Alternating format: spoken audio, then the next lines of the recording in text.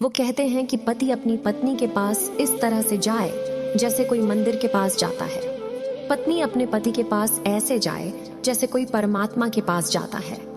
क्योंकि जब दो प्रेमी संभोग करते हैं तो वास्तव में वे परमात्मा के मंदिर से ही गुजरते हैं। ये विचार है आचार्य रजनीश चंद्र मोहन के, जिसे लोग ओशो के नाम से जानते हैं।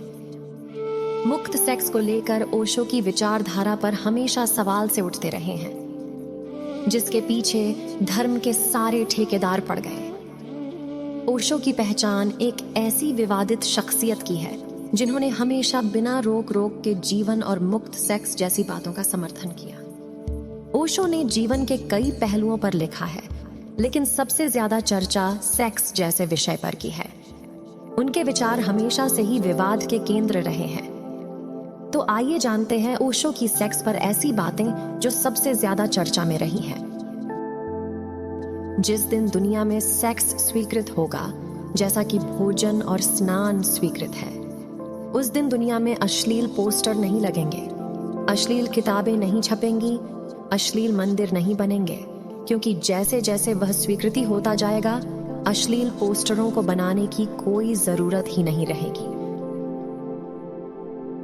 भारत के युवक के चारों तरफ सेक्स घूमता रहता है पूरे वक्त, और इसे घूमने के कारण उसकी सारी शक्ति इसी में लीन और नष्ट हो जाती है।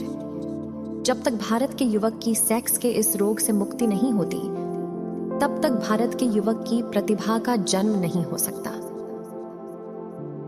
युवकों से कहना चाहूंगा कि तुम जिस दुनिया को बनाने में व्यस्त हो, उसमें सेक्स को वर्जित मत करना, अन्यथा आदमी और भी कामुक से अति कामुक होता चला जाएगा।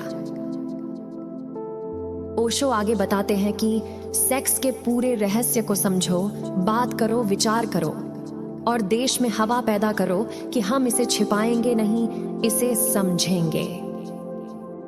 ओशो कहते हैं कि प्रेम का प्राथमिक बिंदु सेक्स ही है, और जो लोग सेक्स को घृणा के नजरिए से देखते हैं, वे कभी प्रेम कर ही नहीं सकते।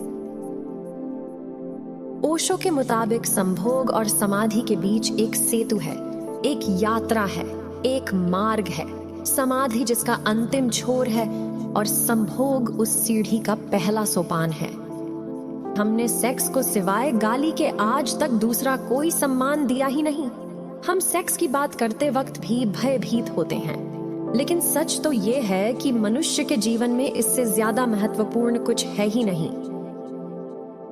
ओशो सेक्स को जहां थकान वाला बताते हैं, वहीं उसकी सबसे ज्यादा महत्व की बात भी करते हैं। उनके मुताबिक सेक्स थकान लाता है, पर इसकी अवहेलना मत करना।